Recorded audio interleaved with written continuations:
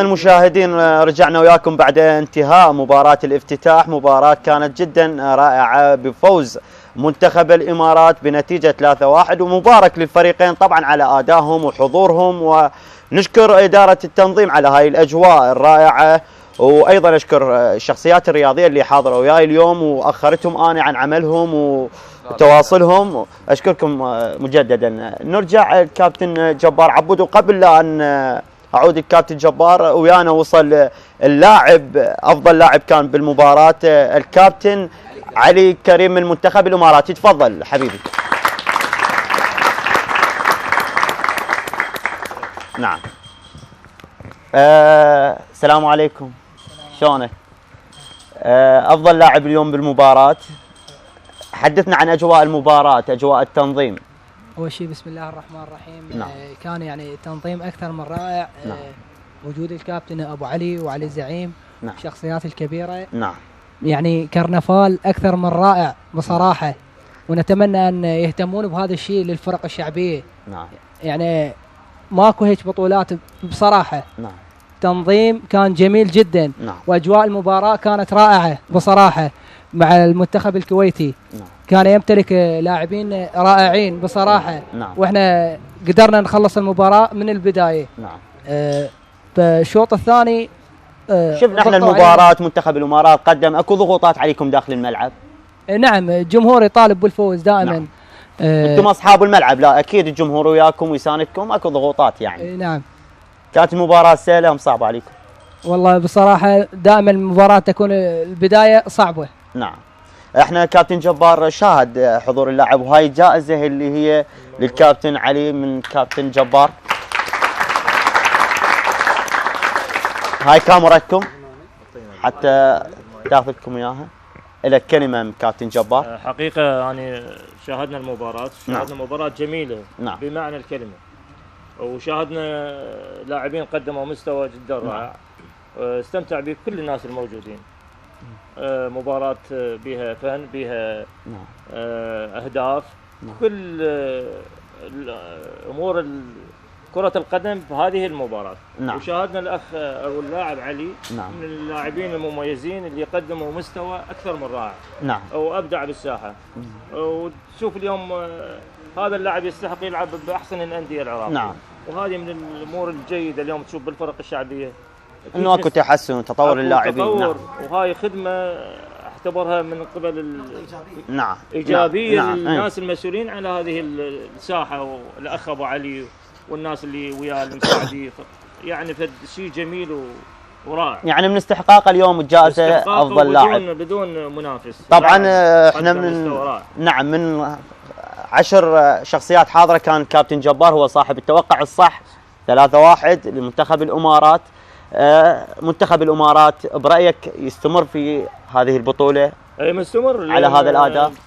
فريق احس اكو تصاعد بالمباريات مالته. نعم. اكو لاعبين حتى اللي صار تبديل وغير لاعبين بمستوى نعم. عالي. نعم. نفس المستوى اللي خرجوا اللاعبين الاساسيين، نزل لاعب بمستوى اللاعب الاساسي. نعم. وهذا هو نجاح الفريق المتكامل. نعم. هذا الفريق اللي يريد يحقق نتيجه اللي يلعب ويوصل للنهائي. نعم. وياخذ بطوله، لازم الاحتياط يكون بمستوى اللاعبين الاساسيين. نعم. حتى يوصل. يعني نعم. انت اذا ما عندك لاعبين نعم. مستوى عالي، دكه الاحتياط مع اللاعبين الاساسيين ما تقدر توصل للنتيجه. اكيد. هذا معلومه واضحه كابتن. اكيد الشيخ عنده راي على منتخب الامارات، وانت من مشجعهم ومحب لهم. منتخب الامارات بصوره عامه انا متاكد راح القاه بالنهائي اذا نعم. ما اخذ البطوله. طبعا هذا تصريح قوي من قبل الشيخ، يقول انا اشوفه بالنهائي. انا مو صديق ولا صديقي ميثم. يعني هذا اكبر حافز من الشيخ انه تكونوا مباراه النهائيه، وهي نتيجه يعني 3-1 مو هواي. انا احكي لك اليوم على مستوى فني. ترى 8 فرق، يعني ما تعرف ويا القوي ويا الضعيف. لا انا عندي حدث وعندي ايمان. نعم. بانه هذا الفريق نعم. على هذا المستوى اللي شفته القاه بالنهائي اذا ما اخذ البطوله بصوره عامه، لان نعم. فريق متكامل كله من الجول شيء للمهاجم. نعم. ناهيك المدرب بالخطه اللي وضعها خطه جميله، فانا نعم. متاكد هذا الفريق راح يسوي شيء ان شاء الله. رايك واضح كابتن. كابتن حسن، انت كمعلق في كثير من الملاعب، واخر فتره انت في التعليق الدولي وفي كاس الخليج ال25. اليوم المباراه لها طعم خاص، كيف شاهدت وضعيه الفريق البطوله، ولو كان حسن معلق في هذه البطوله؟ فدوى عمرك. اول شيء في هذه اشكر المعلق المباراة. حسين جواد. نعم، نشكر احنا طبعا حسين جواد اللي حاضر ويانا معلق المباراه الافتتاحيه. مباراه طيبه جدا. نعم. وشكر للحبيب ميثم سرهيد. نعم. وشكر وتقدير ايضا للكابتن حكم المباراه نعم. حسين قنبل. نعم.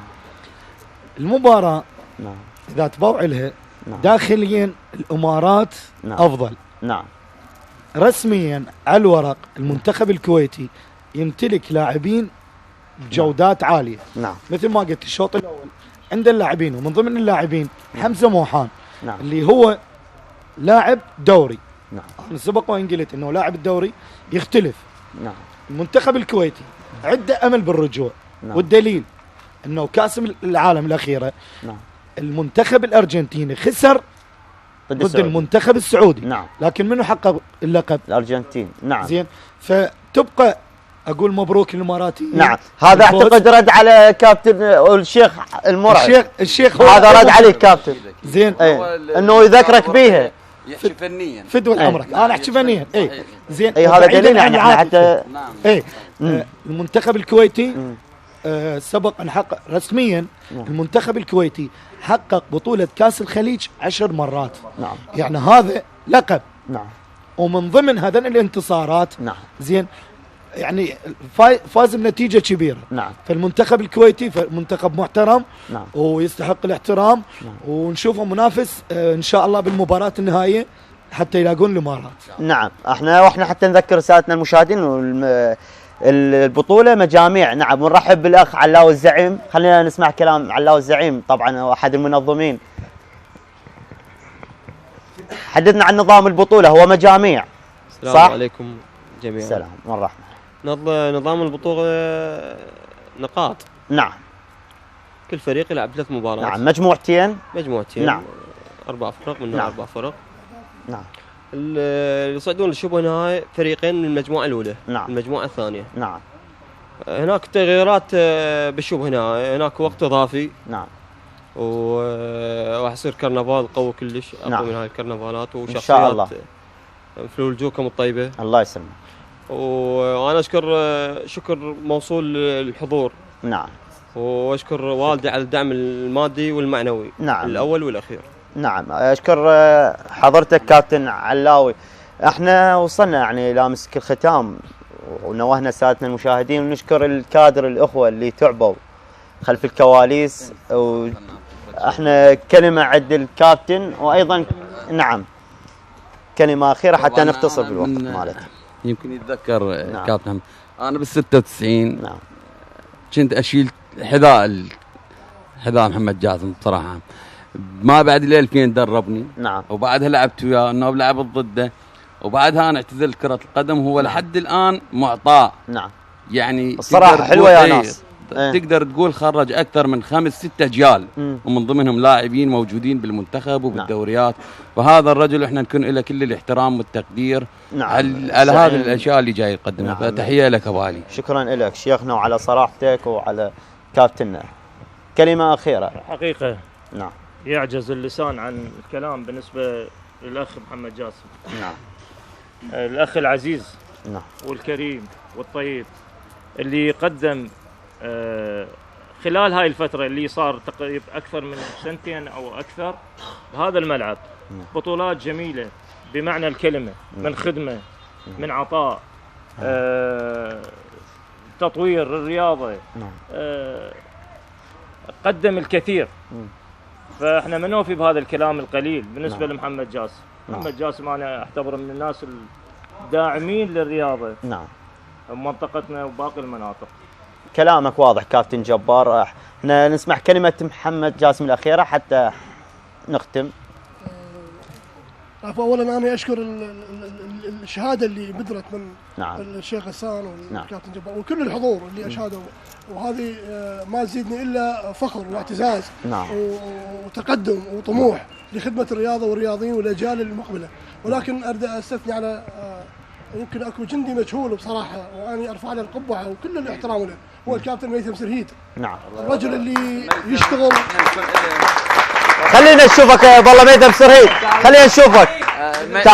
تعال حبيبي تعال خل نشوفك. والله جيبوا لنا ميثم خلف الكواليس قاعد. خلينا نشوفه وين ميثم سرهيد. خبصتونا به.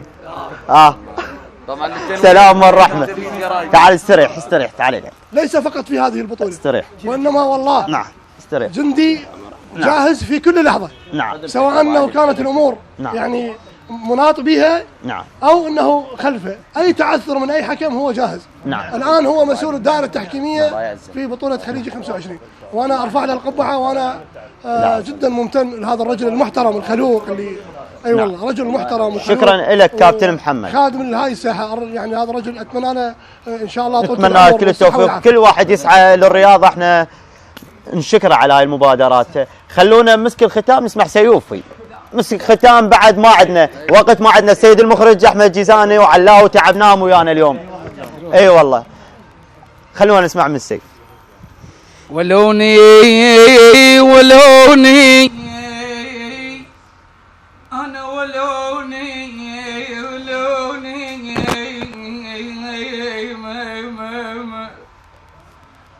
انا ولوني انا ولوني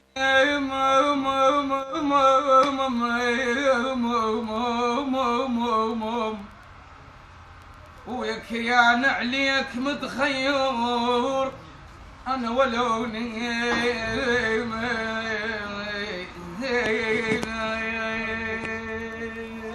شكرا لك. مسك الختام سادتنا المشاهدين، وصلنا لمرحله الختام. اشكر الكابتن جبار عبود اللي حضر ويانا اليوم، وايضا المعلق الراقي حسن الطيب، والكابتن حسين بزون، وسيفي الفريجي ايضا الفنان، وايضا حسين هامال، والكابتن محمد زعيم وعلاو الزعيم ومحمد رسن، وايضا الشيخ اللي حاضر ويانا وتعبناه الشيخ المرعب غسان، وايضا احمد عبد الحسين الدراجي، واحمد ابو حياه، والاستاذ والاعلامي عباس صالح، وايضا افضل لاعب علي كريم منتخب الامارات، ونتمنى لهم التوفيق. واشكر ايضا الكادر خلف الكواليس، المخرج الاستاذ احمد الجيزاني، والمصور علاوي المياحي، وفي التقديم والاعداد زيدون الفيدرالي. انتظركم في حلقه قادمه.